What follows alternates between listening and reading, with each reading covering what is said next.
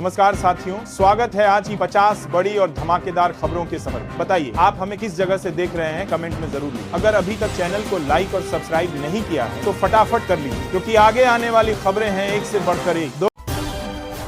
प्रधानमंत्री नरेंद्र मोदी ने महाराष्ट्र में कांग्रेस पर जोरदार हमला बोला। उन्होंने कहा कि गरीबी हटाओ नारा सिर्फ छलावा था और जनता को गुमराह करने का तरीका। मोदी बोले कांग्रेस ने गरीबों की मदद नहीं बल्कि उनका शोषण किया। उन्होंने कहा कि कांग्रेस ने सालों तक जनता को झूठे वादों में उलझाया। मोदी ने कहा कि हमारी सरकार ने गरीबों को सम्मान और अवसर दिए। उन्होंने अपील की कि अब जनता सच्चाई पहचान ले।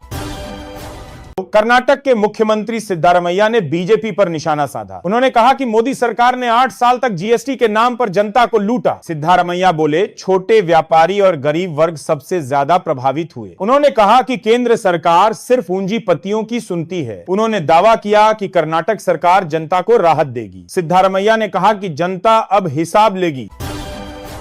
उमा भारती ने इंदौर के दूषित पानी मामले पर सरकार को घेरा। उन्होंने कहा कि अगर उनकी बात नहीं चली तो वे पद पर क्यों रही। उमा ने पूछा कि जब जनता गंदा पानी पी रही थी तब नेता बिस्लेरी क्यों पी रहे थे। उन्होंने कहा कि यह जनता के साथ विश्वासघात है। उन्होंने कहा कि जो लोग जिम्मेदार हैं उन्हें सजा मिलनी चाहिए। उमा ने कहा कि जनता अब जवाब चाहती है। राहुल गांधी ने कहा कि मध्य प्रदेश अब कुप्रशासन का केंद्र बन चुका है। उन्होंने कहा कि कहीं सीवर का पानी पीने से लोग मर रहे हैं। राहुल बोले गरीब मरते हैं और प्रधानमंत्री हमेशा चुप रहते हैं। उन्होंने कहा कि सरकार सिर्फ दिखावा करती है, काम कुछ नहीं। राहुल ने कहा कि यह जन विरोधी शासन है। उन्होंने मांग की कि दोषियों पर कार्रवाई हो। ममता बनर्जी ने टीएमसी स्थापना दिवस पर लोगों को बधाई दी। उन्होंने कहा कि उनकी पार्टी जनता के अधिकारों की लड़ाई जारी रखेगी। ममता बोली हम किसी के आगे नहीं झुकेंगे। उन्होंने कार्यकर्ताओं से कहा कि जनता के बीच जाएं। ममता ने कहा कि सच्चाई की लड़ाई हमेशा जारी रहेगी। उन्होंने कहा कि बंगाल की आवाज कभी नहीं दबेगी।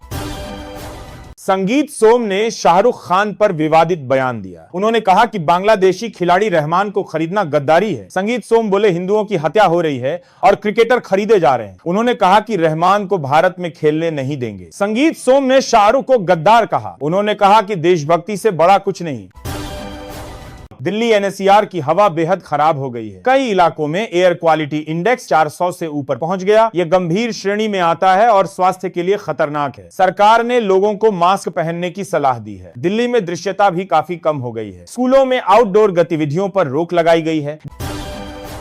शिवसेना नेता संजय राउत ने बीजेपी पर हमला बोला। उन्होंने कहा कि बीजेपी मराठी अस्मिता को कमजोर करना चाहती है। राउत बोले मुंबई में बाहरी चेहरों से प्रचार कराया जा रहा है। उन्होंने कहा कि यह मराठी जनता के अधिकारों पर हमला है। राउत ने कहा कि उद्धव गुट झुकेगा नहीं। उन्होंने कहा कि जनता बीजेपी की सच्चाई जानती है। हरीश रावत ने बड़ा ऐलान किया कि अब वे चुनाव नहीं लड़ेंगे। उन्होंने कहा कि अब उनका फोकस कांग्रेस को जीत दिलाने पर होगा। रावत बोले 2027 में कांग्रेस की जीत तय करेंगे। आगे आप दें क्या। उन्होंने कहा कि अब युवाओं को आगे बढ़ाना जरूरी है। उन्होंने संगठन मजबूत करने का संकल्प लिया। रावत बोले अब मैं जनता का सिपाही बनूंगा। कांग्रेस अध्यक्ष मल्लिकार्जुन खड़गे ने प्रधानमंत्री मोदी पर निशाना साधा। उन्होंने कहा कि दूषित पानी से मौतों पर सरकार चुप क्यों है। खड़गे बोले जल जीवन मिशन सिर्फ दिखावा है। उन्होंने कहा कि जनता स्वच्छ पानी के लिए तरस रही है। खड़गे ने कहा कि मोदी सरकार जवाब देने से बच रही है। उन्होंने मांग की कि जिम्मेदारों पर कार्रवाई हो। महाराष्ट्र कांग्रेस अध्यक्ष नाना पटोले ने राहुल गांधी और भगवान राम की तुलना पर सफाई दी। उन्होंने कहा कि मैंने कभी राहुल गांधी की तुलना श्री राम से नहीं की। पटोले ने कहा कि राम भद्राचार्य को जमीनी सच्चाई नहीं दिखी। उन्होंने कहा कि राहुल गांधी गरीबों के बीच काम कर रहे हैं। पटोले बोले हम धर्म नहीं सच्चाई की राजनीति करते हैं। उन्होंने कहा कि बीजेपी मुद्दों से ध्यान भटकाना चाहती है। राहुल गांधी नए साल की छुट्टियां मनाने के लिए वियतनाम गए हैं। पार्टी सूत्रों के मुताबिक लौटे ही वे मनरेगा बचाओ अभियान शुरू करेंगे। राहुल गांधी रैलियों के जरिए बेरोजगारी और गरीबी के मुद्दे उठाएंगे। कांग्रेस का कहना है कि सरकार गरीबों की योजनाएं खत्म कर रही है। यह अभियान देश भर में चलाया जाएगा। राहुल बोले मनरेगा जनता का अधिकार है, एहसान नहीं।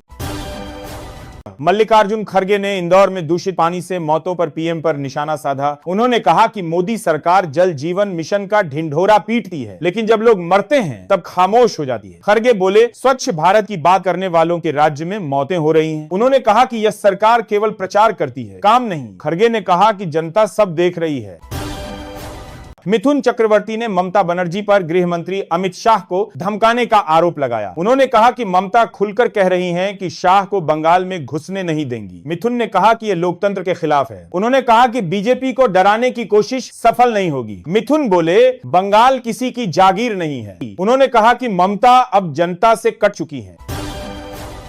आप सांसद संजय सिंह ने इंदौर की घटना पर बीजेपी पर हमला बोला। उन्होंने कहा कि जब लोग मर रहे थे तब बीजेपी पार्षद झूला झूल रहे थे। संजय सिंह बोले, मंत्री विजय वर्गीय को कोई फर्क नहीं पड़ा। उन्होंने कहा कि यह सरकार जनता की जान से खेल रही है। संजय ने कहा कि इंदौर की घटना ने सिस्टम की पोल खोल दी। उन्होंने कहा कि बीजेपी को इंसानियत की परवाह नहीं है। राहुल गांधी ने लोकसभा में इंदौर की मौतों पर तीखा बयान दिया। उन्होंने कहा कि लोग सालों से गंदे पानी की शिकायत कर रहे थे, लेकिन सरकार ने उनकी बात नहीं सुनी। राहुल बोले, सीवर का पानी पीने वालों की मौत पर भी चुप्पी है। उन्होंने पूछा कि जिम्मेदारों पर कार्रवाई कब होगी। राहुल ने कहा कि यह हत्या है, हादसा नहीं।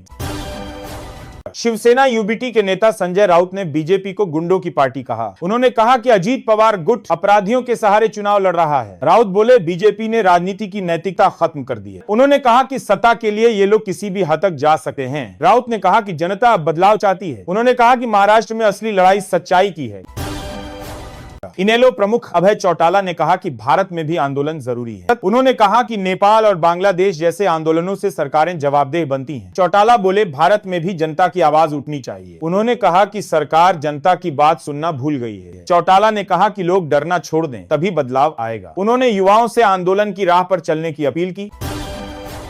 अखिलेश यादव ने रुपए की गिरावट को मोदी सरकार की नाकामी बताया। उन्होंने कहा कि डॉलर के मुकाबले रुपया ऐतिहासिक रूप से कमजोर हुआ है। अखिलेश बोले, सरकार के सारे दावे झूठे साबित हुए हैं। उन्होंने कहा कि अर्थव्यवस्था पूरी तरह बर्बाद हो गई है। अखिलेश ने कहा कि बेरोजगारी और महंगाई दोनों चरम पर है। उन्होंने कहा कि जनता अब जवाब मांग रही है। मनोज तिवारी ने कहा कि इस बार दिल्ली का प्रदूषण पहले से कम है। उन्होंने दावा किया कि सरकार की नीतियां असर दिखा रही हैं। तिवारी बोले, हवा की गुणवत्ता में थोड़ी सुधार हुई है। उन्होंने कहा कि पहले जैसे हालात अब नहीं है। मनोज तिवारी ने विपक्ष पर डर फैलाने का आरोप लगाया। उन्होंने कहा कि बीजेपी सरकार लगातार काम कर रही है।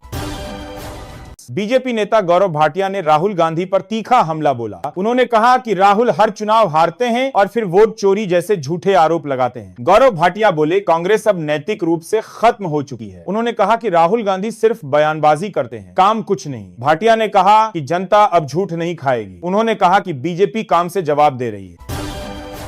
अखिलेश यादव ने कहा कि बीजेपी की डबल इंजन सरकार फेल हो चुकी है। उन्होंने कहा कि सरकार जनहित में कोई काम नहीं कर रही है। अखिलेश बोले, ये सरकार सिर्फ पूंजीपतियों को फायदा पहुंचा रही है। उन्होंने कहा कि जनता महंगाई और बेरोजगारी से त्रस्त है। अखिलेश ने कहा कि बीजेपी का विकास सिर्फ पोस्टर में दिखता है। उन्होंने कहा कि अब जनता बदलाव चाहती है। शुक्रवार को चांदी की कीमत में जोरदार उछाल देखा गया। कमोडिटी बाजार खुलते ही चांदी 4,000 रुपए प्रति किलो महंगी हो गई। निवेशकों की भारी खरीदारी से बाजार में तेजी आई। विशेषज्ञों के मुताबिक आने वाले दिनों में दाम और बढ़ सकते हैं। सोना भी करीब 600 प्रति 10 ग्राम चढ़ गया है। नए साल में कीमती धातुओं की मांग बढ़ने की उम्मीद है।